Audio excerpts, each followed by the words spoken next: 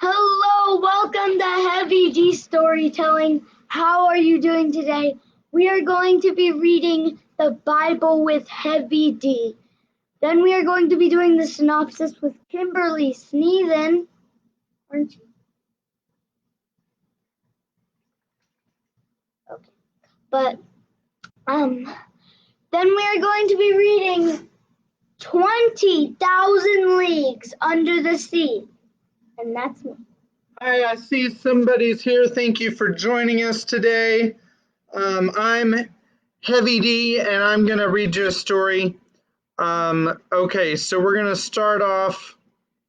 This is Genesis chapter 47. I'm going to post the link. Mom says it's me, and I'm messing everything up, but there we go. There's the link. If anybody uses the link, there it is. Okay. Kim, you don't have to send it to me personally. You can just send it to the Sebin chat. I don't need a copy of the link. Thanks, though. Yay. All right. So we're going to read Genesis chapter 47. Here we go. Excuse me. Again, this is the English Standard Version of the Bible. So Joseph went in and told Pharaoh, "My father and my brothers with their flocks and herds and all that they possess have come from the land of Canaan.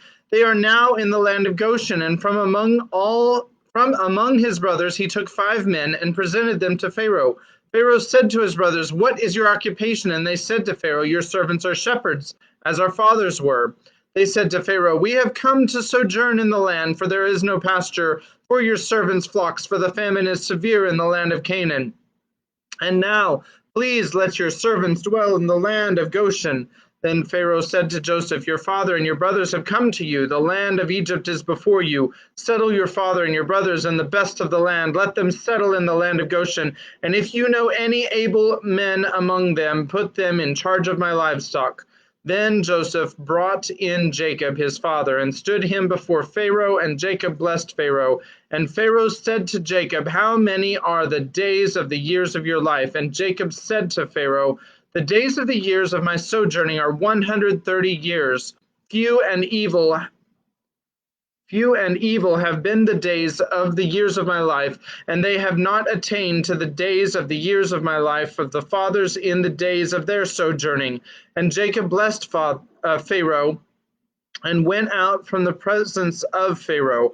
Then Joseph settled his father and his brothers and gave them a possession in the land of Egypt, in the best of the land, in the land of Ramesses, as Pharaoh had commanded." Again, this is not any reference saying that Ramesses was the Pharaoh or that Ramesses had been the Pharaoh. This may be the name of the land that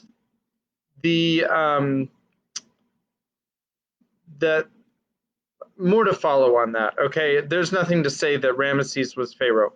All right, and as popular misconception in modern media, as Joseph provided his father, his brothers, and all his father's household with food according to the number of their dependents. Now, there was no food in all the land, for the famine was very severe. So the land of Egypt and the land of Canaan languished by reason of the famine. And Joseph gathered up all the money that was found in the land of Egypt and in the land of Canaan in exchange for the grain they bought. And Joseph brought the money into Pharaoh's house. And when the money was all spent in the land of Egypt and in the land of Canaan, all the Egyptians came to Joseph and said, "Give us food. Why should we die before your eyes? For our money is gone." And Joseph answered, "Give your livestock, and I will give you food in exchange for your livestock if your money is gone." So they brought their livestock to Joseph, and Joseph gave them food in exchange for the horses, the flocks, the herds, and the donkeys. He supplied them with food in exchange for all their livestock that year. And when that year was ended, they came to him the following year and said to him, "We will not hide from my lord that our money is all spent. The herds of livestock are my lord's. There is nothing left in sight of my lord but our bodies and our land. Why should we die before your eyes, both we and our land? But buy us and our land for food, and we with our land will be servants to Pharaoh, and give us seed that we may live and not die, and that the land may not be desolate." So Joseph bought all the land of Egypt for Pharaoh, for all the Egyptians sold their fields because the famine was severe on them. The land became Pharaoh's. As for the people, he made servants of them from one end of Egypt to the other. Only the land of the priests he did not buy, for the priests had a fixed allowance from Pharaoh and lived on the allowance that Pharaoh gave them. Therefore, they did not sell their land. Then Joseph said to the people, behold, I have this day bought you and your land for Pharaoh. Now here is seed for you, and you shall sow the land. And at the harvest you shall give a fifth to Pharaoh, and 4/5 shall be your own, as seed for the field, and as food for yourselves and your households, and as food for your little ones. And they said, you have saved our lives. May it please my Lord, we will be servants to Pharaoh. So Joseph made it a statute concerning the land of Egypt, and it stands to this day that Pharaoh should have the fifth. The land of the priests alone did not become Pharaoh's. Thus Israel settled in the land of Egypt, in the land of Goshen, and they gained possessions in it, and were fruitful and multiplied greatly. And Jacob lived in the land of Egypt 17 years. So the days of Jacob, the years of his life, were 147 years. And when the time drew near that Israel must die, he called his son Joseph and said to him, if now I have found favor in your sight, put your hand under my thigh, which is a sign of the covenant that they were about to have, and promise to deal kindly and truly with me. Do not bury me in Egypt, but let me lie with my fathers. Carry me out of Egypt and bury me in the burying place. He answered, I will do as you have said. And he said, swear to me. And he swore to him. Then Israel bowed himself upon the head of his bed. And tomorrow we will read chapter 48, which is about the blessing from Jacob. And then soon after we'll read 49 and 50. So that's 3 more chapters in the book of Genesis. I hope you're enjoying Genesis, one of my favorite books in the Bible. And yes, I'm in the middle of the live stream. What do you want to talk about?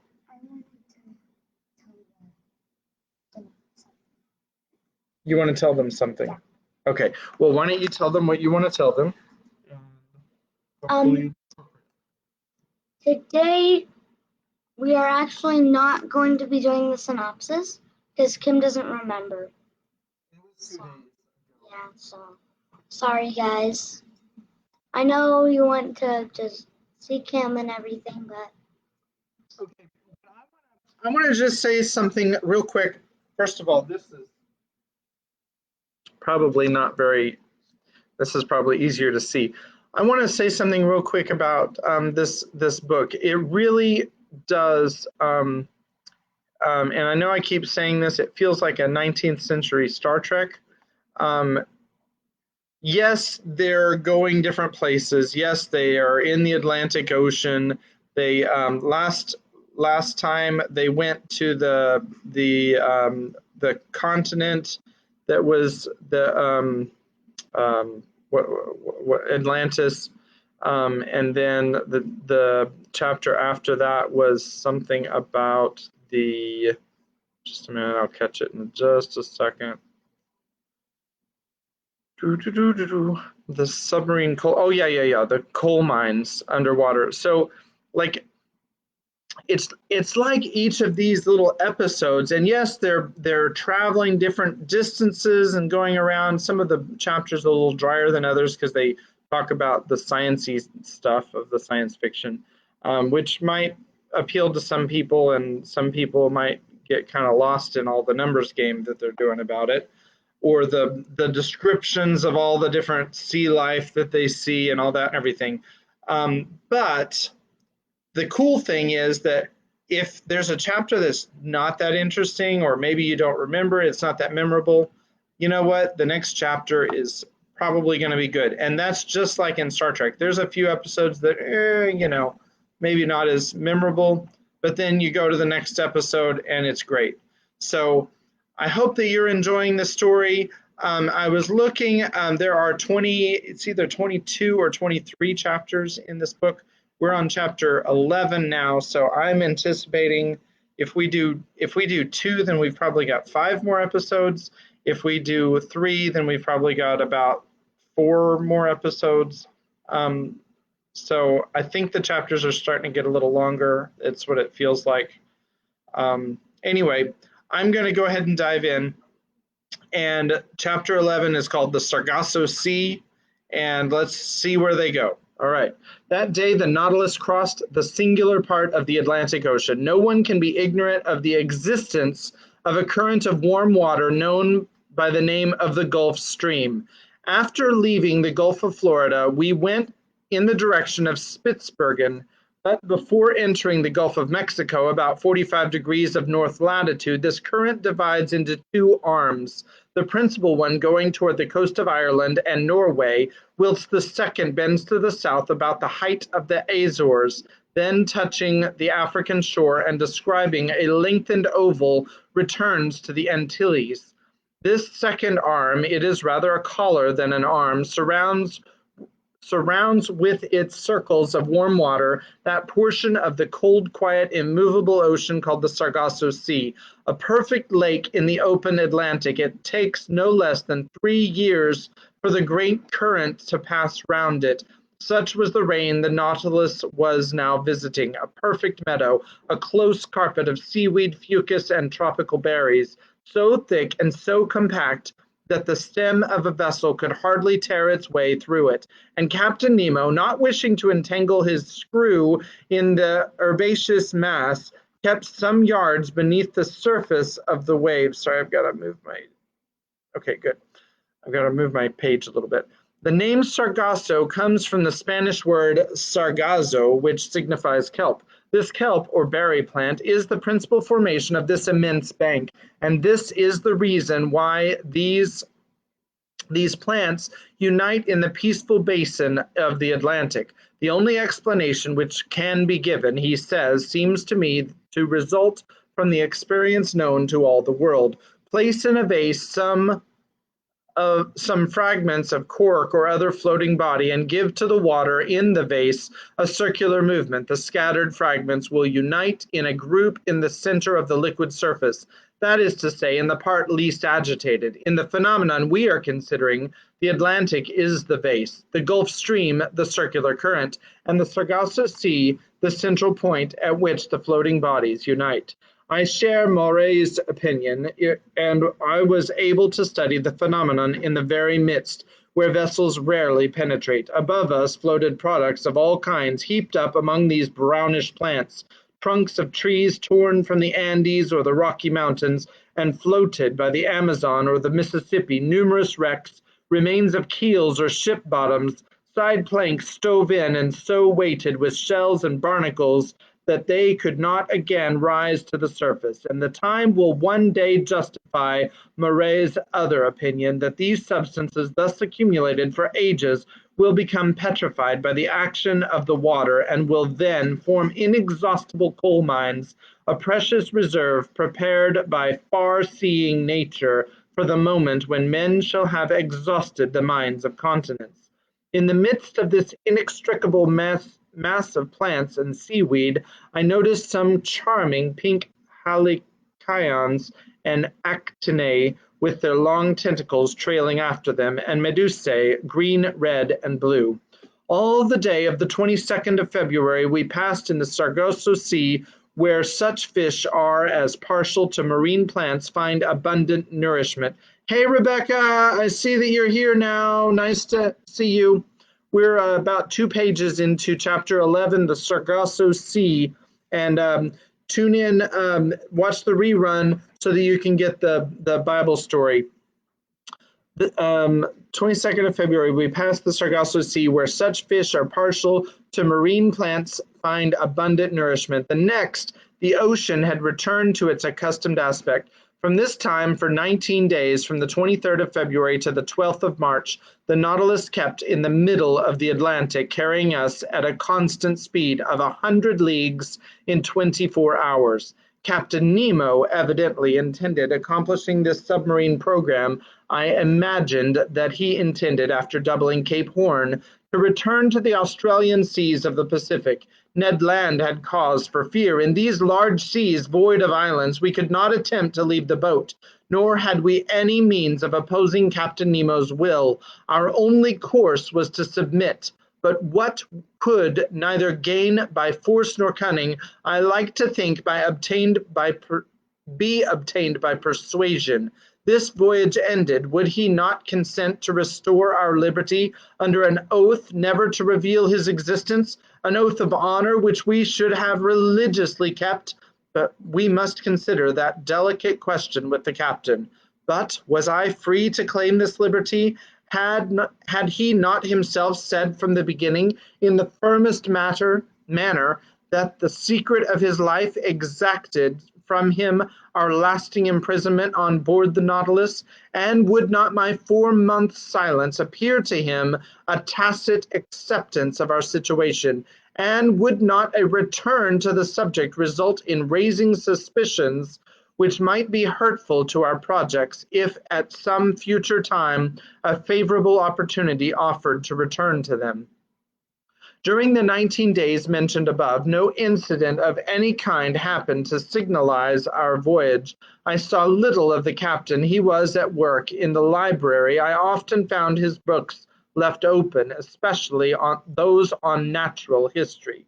My work on submarine depths, conned over by him, was covered with marginal notes, often contradicting my theories and systems, but the captain contented himself with thus purging my work. It was very rare for him to discuss it with me. Sometimes I heard the melancholy tones of his organ, but only at night, in the midst of the deepest obscurity, when the Nautilus slept upon the deserted ocean. During this part of our voyage, we sailed whole days on the surface of the waves. The sea seemed abandoned. A few sailing vessels on the road to India were making for the Cape of Good Hope.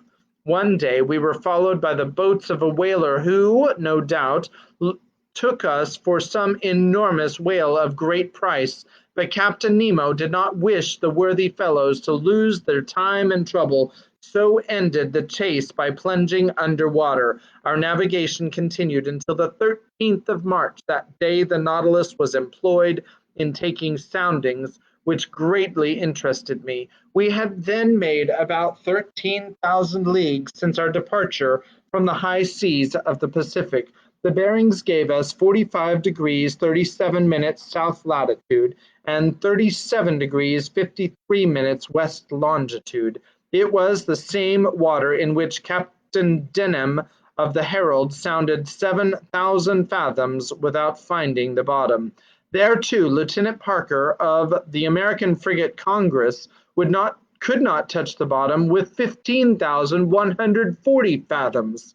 Remember, a fathom is 2 yards, 6 feet. Captain Nemo intended seeking the bottom of the ocean by a diagonal sufficiently lengthened by means of lateral planes placed at an angle of 45 degrees with the waterline of the Nautilus. Then the screw set to work at its maximum speed, its 4 blades beating the waves with an indescribable force. Under this powerful pressure, the hull of the Nautilus quivered like a sonorous chord and sank regularly under the water. At 7,000 fathoms, I saw some blackish tops rising from the midst of the waters, but these summits might belong to high mountains like the Himalayas or Mont Blanc, even higher, and which is in the French Alps. Even higher, and the depths of the abyss remained incalculable. This Nautilus descended still lower in spite of the great pressure. I felt the steel plates tremble at the fastenings of the bolts. Its bars bent, its partitions groaned. The windows of the salon seemed to curve under the pressure of the waters, and this firm structure would doubtless have yielded if, as its captain had said, it had not been capable of resistance like a solid block. We had attained a depth of 16,000 yards, 4 leagues, and the sides of the Nautilus then bore a pressure of 1,600 atmospheres, that is to say, 3,200 pounds to each square 2/5 of an inch of its surface. This is where I'm talking about all the sciencey stuff. So if that doesn't make sense to you, then just hang on, because it's gonna be fun. What a situation to be in, I exclaimed, to overrun these deep regions where a man has never trod. Look, Captain, look at these magnificent rocks, these uninhabited grottos, these lowest receptacles of the globe, where life is no longer possible. What unknown sights are here? Why should we be able to preserve a remembrance of them? Would you like to carry away more than the remembrance? Said Captain Nemo. What do you mean by those words? I mean to say that nothing is easier than to make a photographic view of this submarine region. I had not time to express my surprise at this new proposition when, at Captain Nemo's call, an objective was brought into the salon. Through the widely open panel, the liquid mass was bright with electricity, which was distributed with such uniformity that not a shadow, not a gradation, was to be seen in our manufactured light. The Nautilus remained motionless, the force of its screws subdued by the inclination of its planes. The instrument was propped on the bottom of the oceanic sight, and in a few seconds we had obtained a perfect negative. But the operation being over, Captain Nemo said, "Let us go up. We must not abuse our position, nor expose the Nautilus too long to such great pressure." "Go up again?" I exclaimed. "Hold well on." I had not time to understand why the captain cautioned me thus, when I was thrown forward on to the carpet. At a signal from the captain, its screw was shipped and its blades raised vertically. The Nautilus shot into the air like a balloon, rising with stunning rapidity and cutting the mass of waters with a sonorous agitation. Nothing was visible, and in 4 minutes it had shot through the 4 leagues which separated it from the ocean, and after emerging like a flying fish, fell, making the waves rebound to an enormous height. So there they go at the bottom of the sea.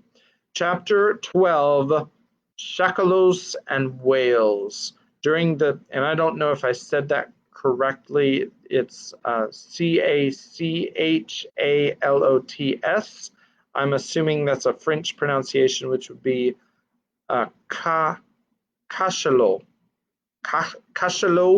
and whales. Okay, so there we go. During the nights of the 13th and 14th of March, the Nautilus returned to its southerly course. I fancied that when on a level with Cape Horn, he would turn the helm westward in order to beat the Pacific seas and so complete the tour of the world. He did nothing of the kind, but continued on his way to the southern regions. Where he was going to the pole? It was madness. I began to think that the captain's temerity justified Ned Land's fears. For some time past, the Canadian had not spoken to me of his projects of flight.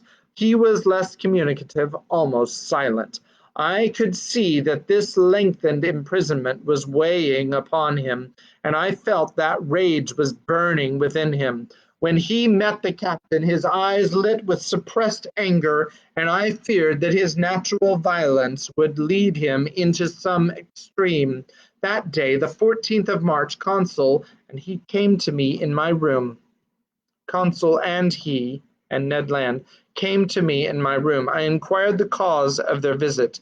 "A simple question to ask you, sir," replied the Canadian. "Speak, Ned. How many men are there on board the Nautilus, do you think?" "I cannot tell, my friend. I should say that its working does not require a large crew.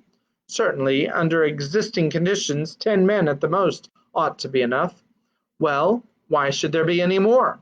"Why?" I replied, looking fixedly at Ned Land, whose meaning was uneasy to guess. "Because," I added, "if my surmises are correct, and if I have well understood the captain's existence, the Nautilus is not only a vessel, it's also a place of refuge for those who, like its commander, have broken every tie upon the earth." "Perhaps so," said Consul, "but in any case, the Nautilus can only contain a certain number of men. Could you, sir, estimate their maximum?" "How, Consul?" By calculation, given the size of the vessel, which you know, sir, and consequently the quantity of air it contains, knowing also how much each man expends at a breath, and comparing these results with the fact that the Nautilus is obliged to go to the surface every 24 hours. Consul had not finished the sentence before I saw what he was driving at. I understand, I said, but that calculation, though simple enough, can give but a very uncertain result. Never mind, said Ned Land urgently. Here it is then, I said. In 1 hour, each man consumes the oxygen contained in 20 gallons of air, and in 24 that contained in 480 gallons. We must therefore find how many times 480 gallons of air the Nautilus contains.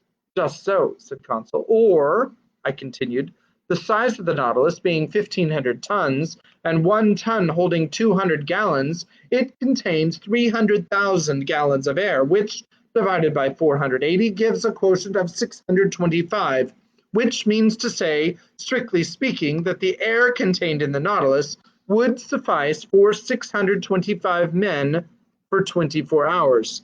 625, repeated Ned.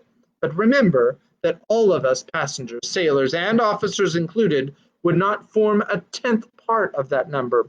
Still too many for 3 men, murmured Consul. The Canadian shook his head, passed his hand across his forehead, and left the room without answering.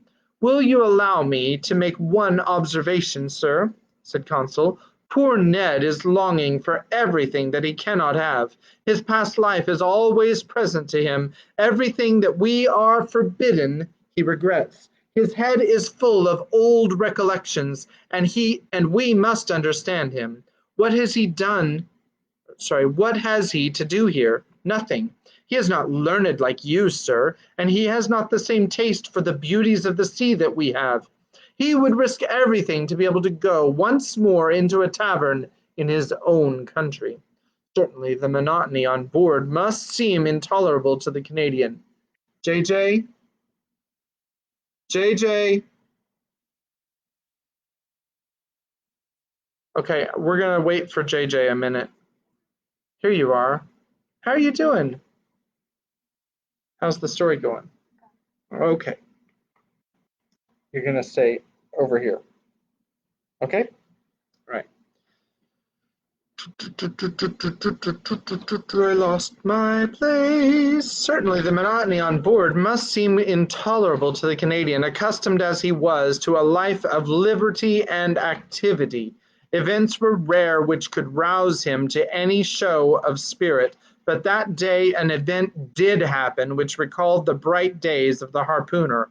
About 11 in the morning, being on the surface of the ocean, the Nautilus fell in with a troop of whales, an encounter which did not astonish me, knowing that these creatures, hunted to death, had taken refuge in high latitudes. We were seated on the platform with a quiet sea. The month of October in those latitudes gave us some lovely autumnal days. Fall days. It was the Canadian, he could not be mistaken, who signaled a whale on the eastern horizon. Looking attentively, one might see its black back rise and fall with the waves 5 miles from the Nautilus. Ah, exclaimed Ned Land, if I was on board a whaler, now such a meeting would give me pleasure. It is one of large size. See with what strength its blowholes throw up columns of air and steam. Confound it, why am I bound to these steel plates? What, Ned? Said I. You have not forgotten your old ideas of fishing? Can a whale fisher ever forget his old trade, sir? Can he ever tire of the emotions caused by such a chase? You have never fished in these seas, Ned? Never, sir, in the northern only, and as much in the Bering as in the Davis Straits.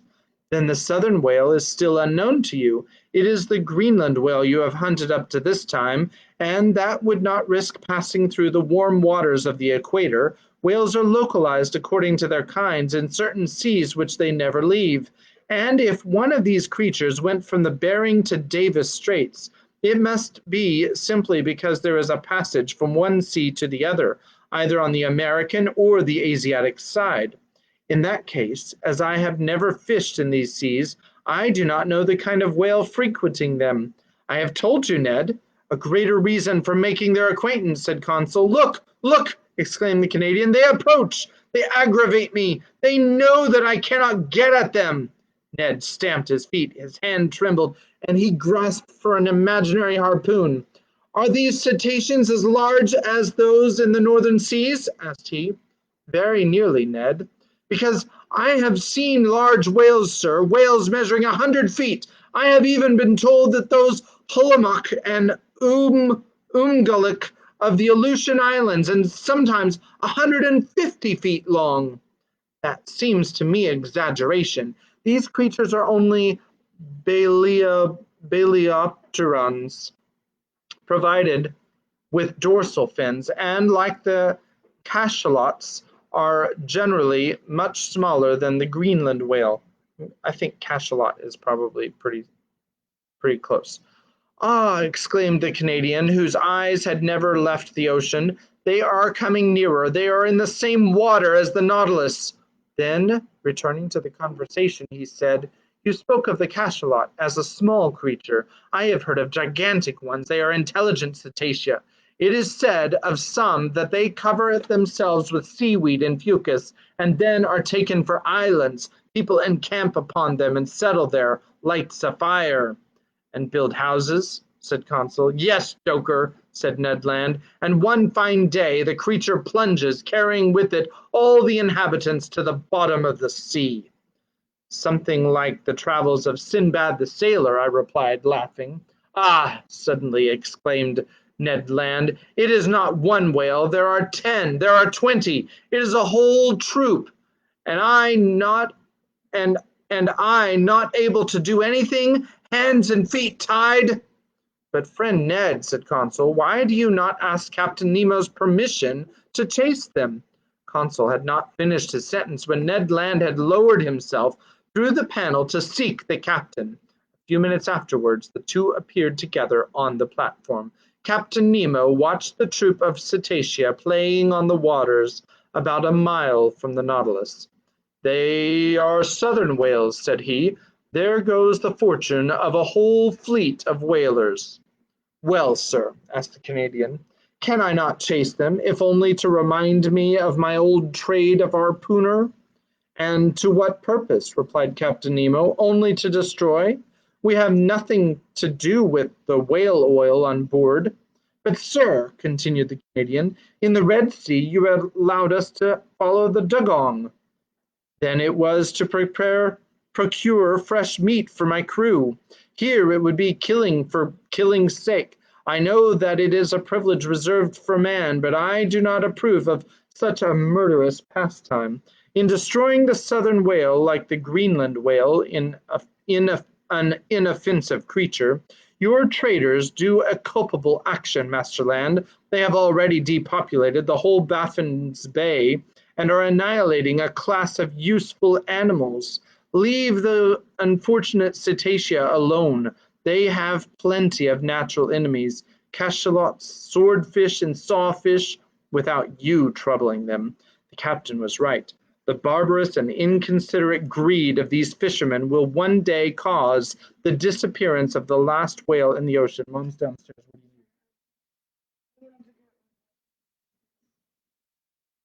You can get it after we're done reading.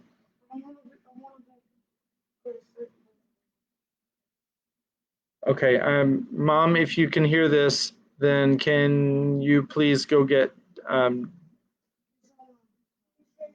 Daniel's blankets on the couch? Oh, Mom can't hear because I only have one viewer. Hey, Kim. Okay, sorry. Okay,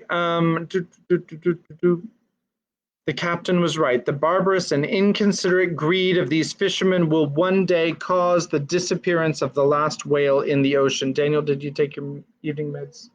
You did? Okay. Ned Land whistled Yankee Doodle between his teeth, thrust his hands into his pockets, and turned his back upon us. But Captain Nemo watched the troop of cetacea and, addressing me, said, I was right in saying that whales had natural enemies enough without counting man. These will have plenty to do before long. Do you see, Monsieur Aronnax, about 8 miles to leeward, those blackish moving points? Yes, Captain, I replied. Those are cachalots, terrible animals, which I have met in troops of 200 or 300. As to those, they are cruel, mischievous creatures. They would be right in exterminating them. The Canadian turned quickly at the last words. Well, Captain, said he, it is still time in the interest of the whales. It is useless to expose oneself, Professor. The Nautilus will disperse them. It is armed with a steel spur as good as Master Land's harpoon, I imagine. The Canadian did not put himself out enough to shrug his shoulders. Attack cetacea with blows of a spur? Who had ever heard of such a thing? Wait, Monsieur Aronnax, said Captain Nemo. We will show you something you have never seen. We have no pity for these ferocious creatures. They are nothing but mouth and teeth. Mouth and teeth.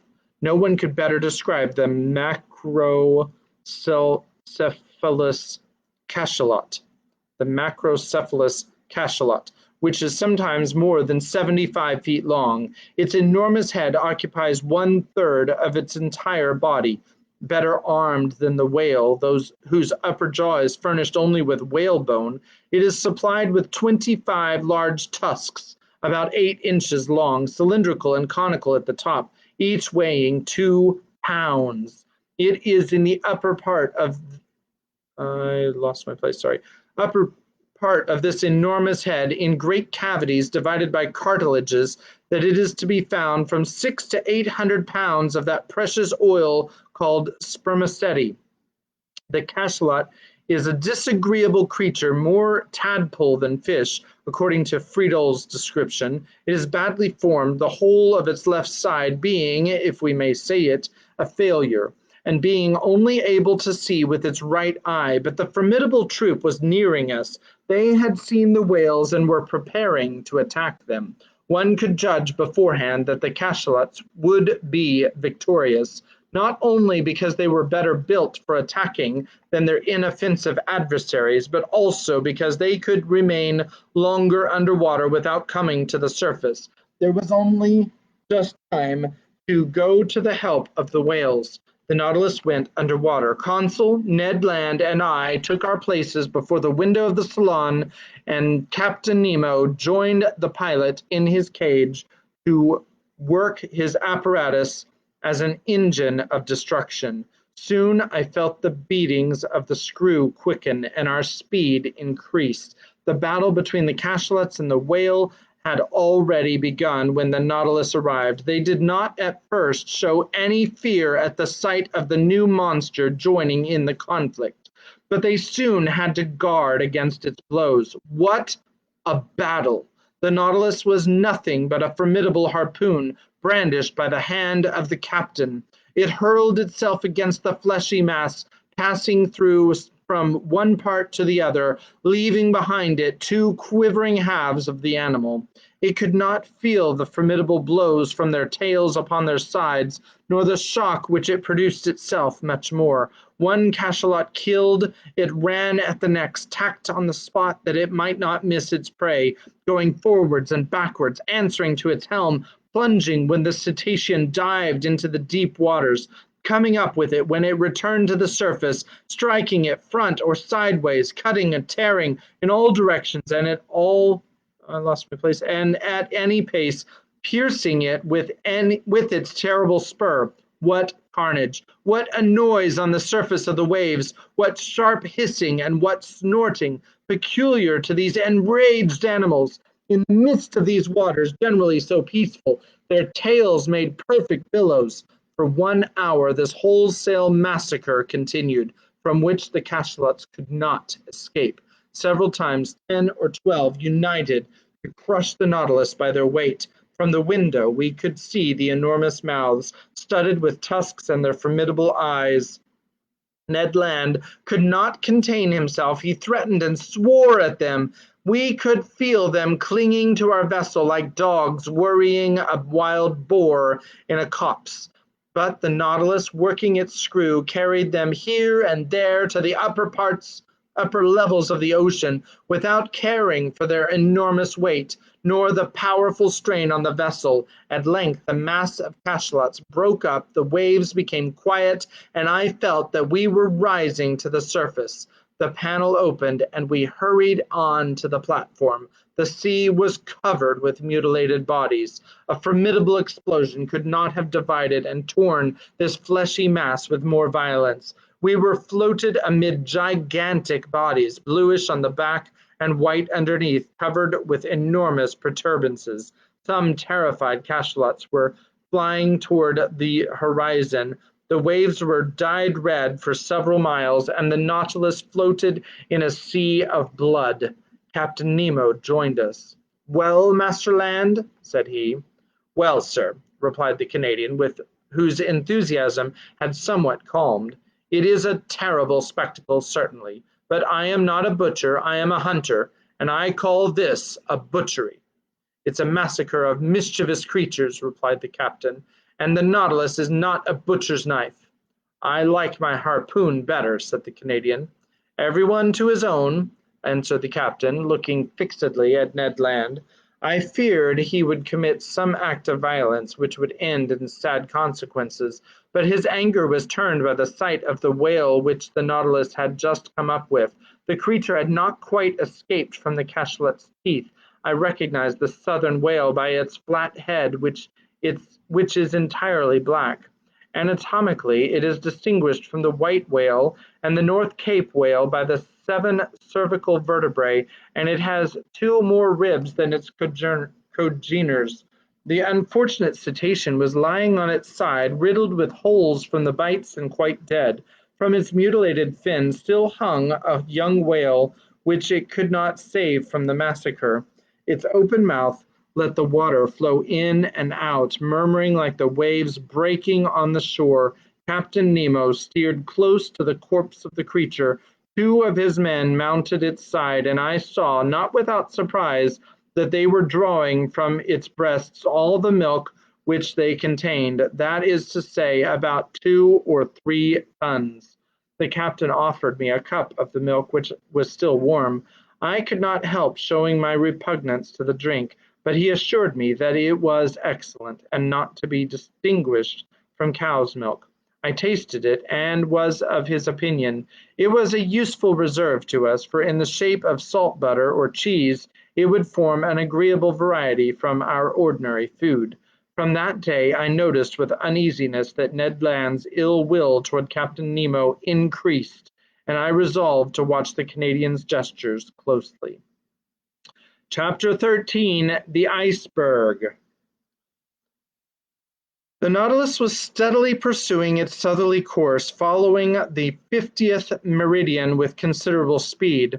Did he wish to reach the pole? I did not think so, for every attempt to reach that point had hitherto failed. Again, the season was far advanced, for in the Antarctic regions, the 13th of March corresponds with the 13th of September of the northern regions, which begin at the equinoctial season.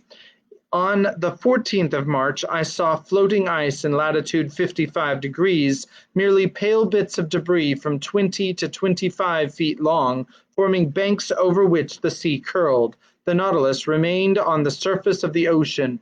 Ned Land, who had fished in the Arctic seas, was familiar with its icebergs, but Conseil and I admired them for the first time. In the atmosphere toward the southern horizon stretched a white dazzling band. English whalers have given it the name of ice blink. However thick the clouds may be, it is always visible and announces the presence of an ice pack or bank. Accordingly, larger blocks soon appeared, whose brilliancy changed with the caprices of the fog. Some of these masses showed green veins, as if long undulating lines had been traced with sulphate of copper. Others resembled enormous amethysts with the light shining through them. Some reflected the light of day upon 1,000 crystal facets. Others, shaded with vivid calcareous reflections, resembled a perfect town of marble. The more we neared the south, the more these floating islands increased, both in number and importance.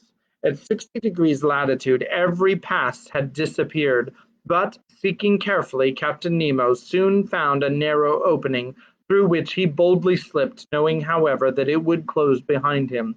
Thus guided by this clever hand, the Nautilus passed through all the ice with a precision which quite charmed Conseil. Icebergs or mountains, ice fields or smooth plains, seeming to have no limits, drift ice or floating ice packs, plains broken up called palks when they are circular, and streams when they are made up of long strips. The temperature was very low. The thermometer exposed the air marked 2 degrees or 3 degrees below zero, but we were warmly clad with fur at the expense of the sea bear and seal. The interior of the Nautilus, warmed regularly by its electric apparatus, defied the most intense cold. Besides, it would only have been necessary to go some yards beneath the waves to find a more bearable temperature. 2 months earlier, we should have had perpetual daylight in these latitudes, but already we had had 3 or 4 hours of night, and by there would be 6 months of darkness in these circumpolar regions. On the 15th of March, we were in the latitude of New Shetland and South Orkney. The captain told me that formerly numerous tribes of seals inhabited them, but that English and American whalers, in their rage for destruction, massacred both old and young. Thus, where there was once life and animation, they had left silence and death. About 8 o'clock in the morning of the 16th of March, the Nautilus, following the 55th meridian, cut the Antarctic polar circle. Ice surrounded us on all sides and closed the horizon. But Captain Nemo went from one opening to another, still going higher. I cannot express my astonishment at the beauties of these new regions. The ice took most surprising forms. Here the grouping formed an oriental town with innumerable mosques and minarets. There a fallen city thrown to the earth, as it were, by some convulsion of nature.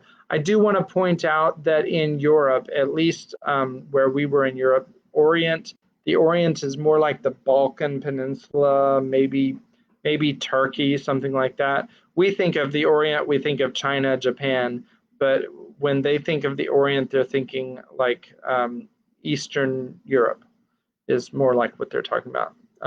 Anyway, which is a more Latin concept of what the Orient is. Anyway, I will keep going now. The whole aspect was constantly changed by the oblique rays of the sun, or lost in the grayish fog amidst hurricanes of snow. Detonations and falls were heard on all sides, great overthrows of icebergs, which altered the whole landscape like a diorama. Often seeing no exit, I thought we were definitely prisoners, but instinct guiding him at the slightest indication, Captain Nemo would discover a new path. He was never mistaken when he saw the thin threads of bluish water trickling along the ice fields, and I had no doubt that he had already ventured into the midst of these Antarctic seas before. On the 16th of March, however, the ice fields absolutely blocked our road. It was not the iceberg itself as yet, but vast fields cemented by the cold.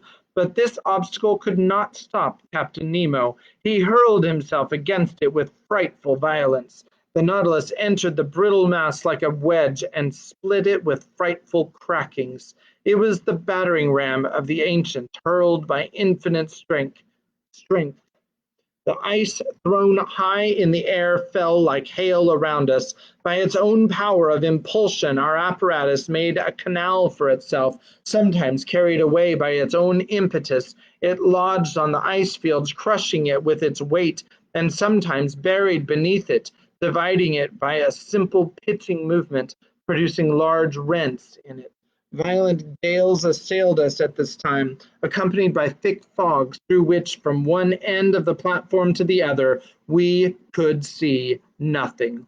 The wind blew sharply from all parts of the compass, and the snow lay in such hard heaps that we had to break it with blows of a pickaxe. The temperature was always at 5 degrees below zero. Every outward part of the Nautilus was covered with ice.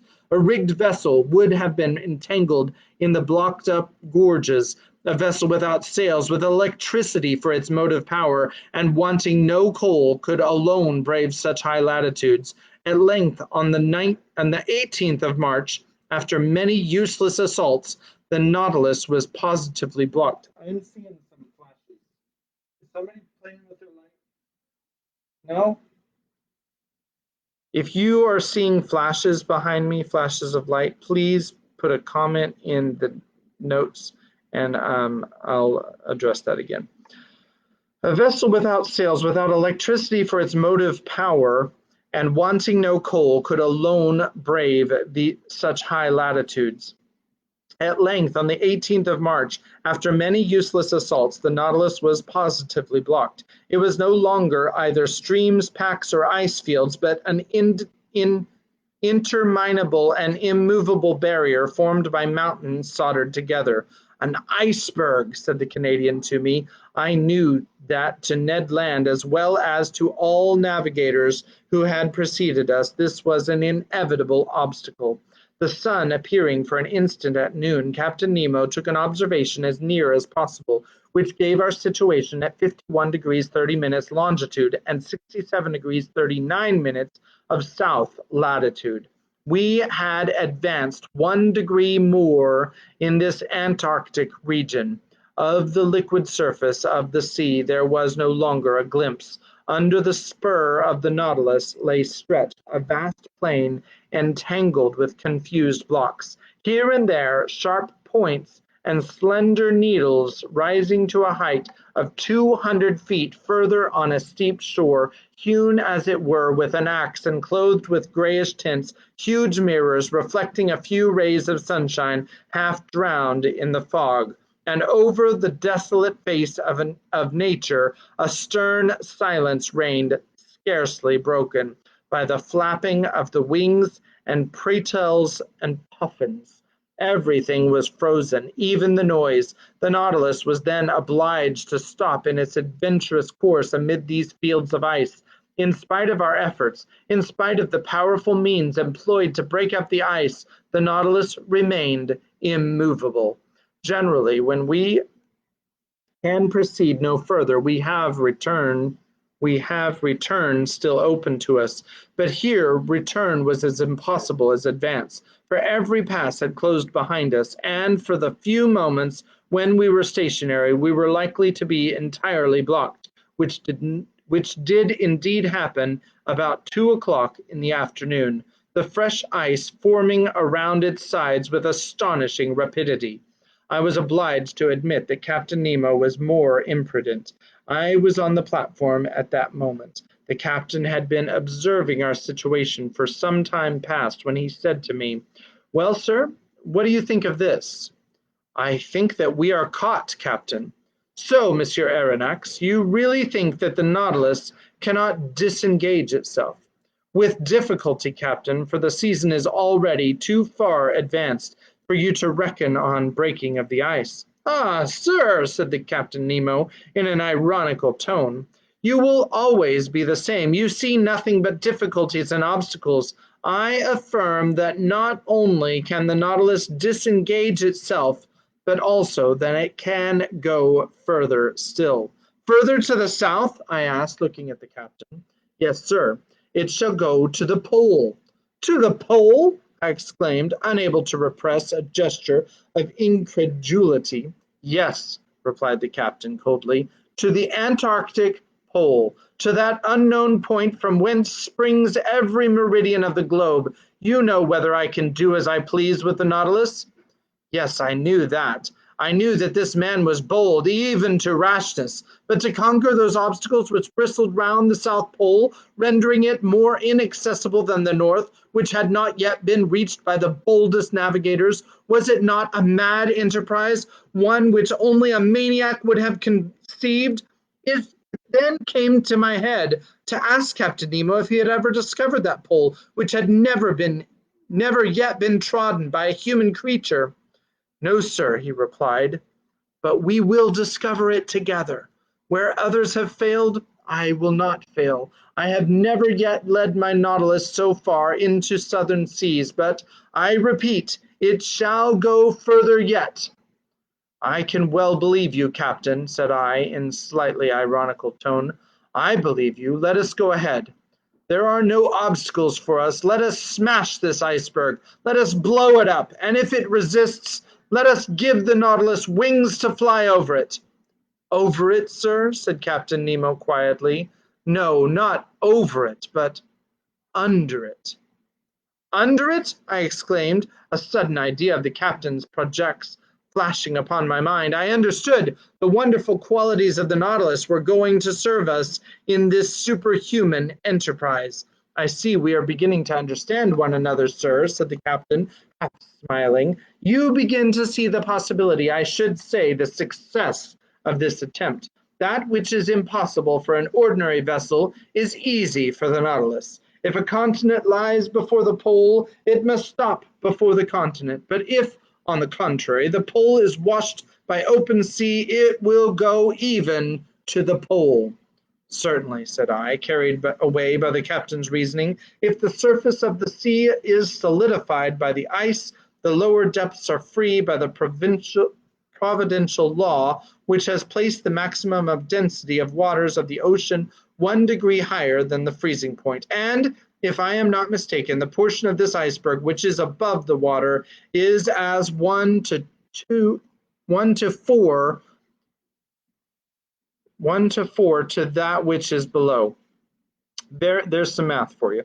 Very nearly, sir. For 1 foot of iceberg above the sea, there are 3 below it. If these ice mountains are not more than 300 feet above the surface, they are not more than 900 beneath. And what are 900 feet to the Nautilus? Nothing, sir. It could even seek at greater depths than uniform temperature of seawater, and there brave with impunity the 30 or 40 degrees of surface cold. Just so, sir, just so, I replied, getting animated. The only difficulty, continued Captain Nemo, is that of remaining several days without renewing our provision of air. Is that all? The Nautilus has vast reservoirs. We can fill them, and they will supply us with all the oxygen we want. Well thought of, Monsieur Aronnax, replied the captain, smiling, but not wishing you to accuse me of rashness, I will first give you all my objections. Have you any more to make? Only one. It is possible, if the sea exists at the South Pole, that it may be covered, and consequently we shall be unable to come to the surface. Good, sir. But do you forget that the Nautilus is armed with a powerful spur, and could we not send it diagonally against these fields of ice, which would open at the shocks? Ah, sir, you are full of ideas today. Besides, Captain, I added enthusiastically, why should we not find the sea open at the South Pole as well as at the North? The frozen poles of the earth do not coincide either in the southern or in the northern regions, and until it is proved to the contrary, we may suppose either a continent or an ocean free from ice at these 2 points of the globe. I think so too, Monsieur Aronnax, replied Captain Nemo. I only wish you to observe that, after having made so many objections to my project, you are now crushing me with arguments in its favor. The preparations for this audacious attempt now began.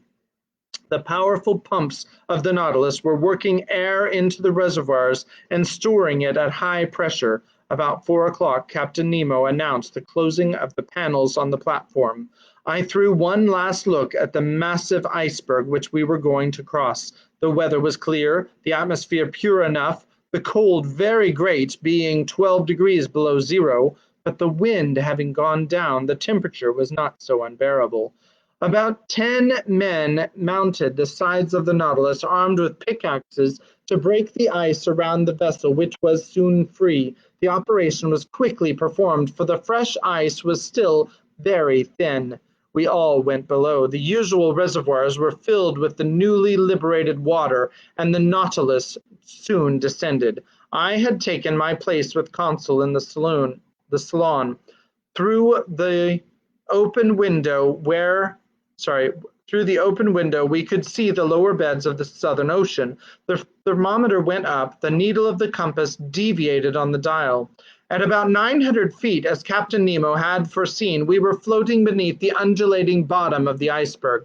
But the Nautilus went lower still. It went to the depth of 400 fathoms. The temperature of the water at the surface showed 12 degrees. It was now only 10. We had gained 2. I need not say the temperature of the Nautilus was raised by its heating apparatus to a much higher degree. Every maneuver was accomplished with wonderful precision. "We shall pass it, if you please, sir," said Conseil. "I believe we shall," I said in a tone of firm conviction.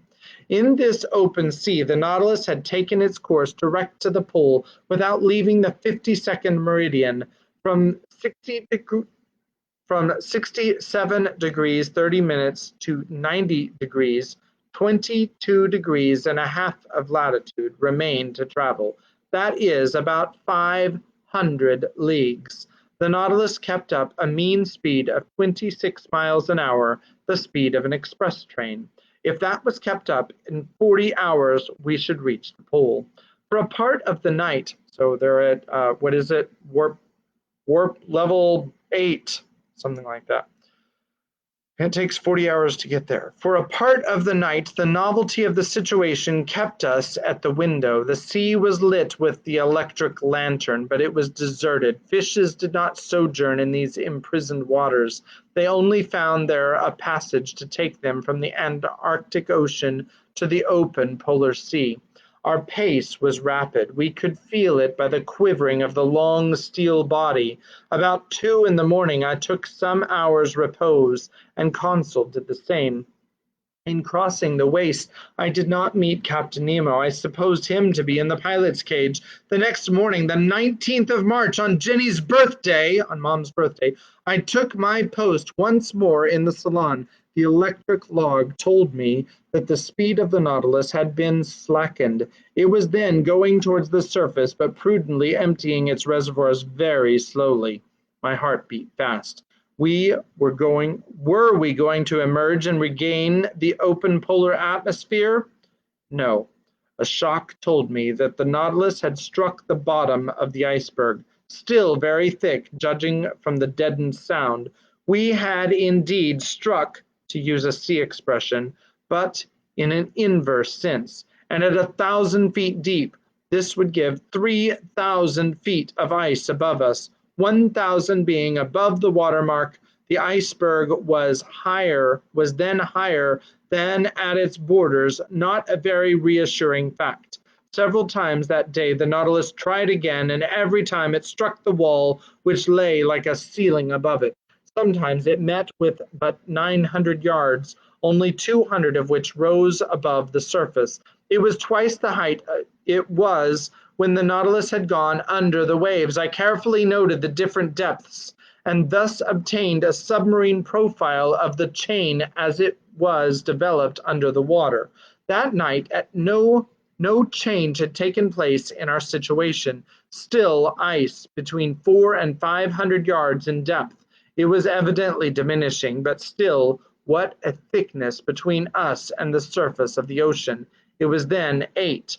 According to the daily custom on board the Nautilus, its air should have been renewed 4 hours ago, but I did not suffer much, although Captain Nemo had not yet made any demand upon his reserve of oxygen.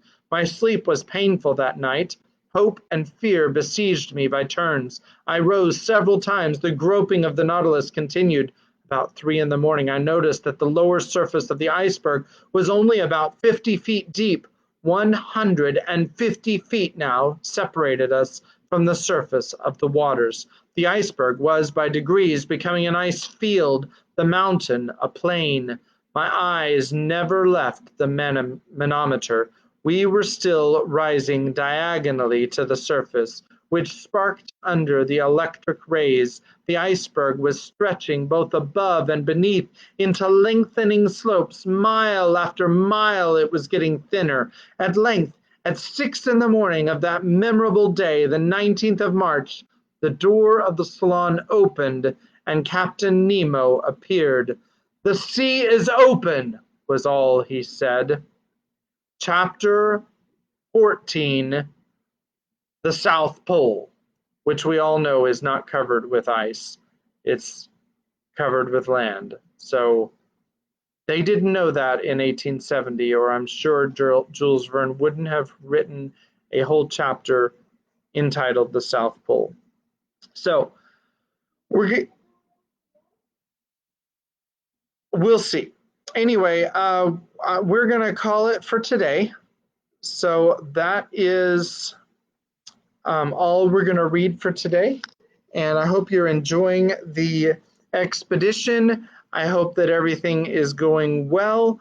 I have, excuse me. I hope that you're getting ready for your classes. If you're watching this and you're getting ready to start school again, or whatever is going on. And so I think I gave you enough time to get ready for the to whatever the lag is for it. So anyway, I hope you have a good night, and we'll see you again next time, where I get to read to you about the South Pole, or the vision that they may have had of it in 1970. Rebecca says, good night, guys, and love ya.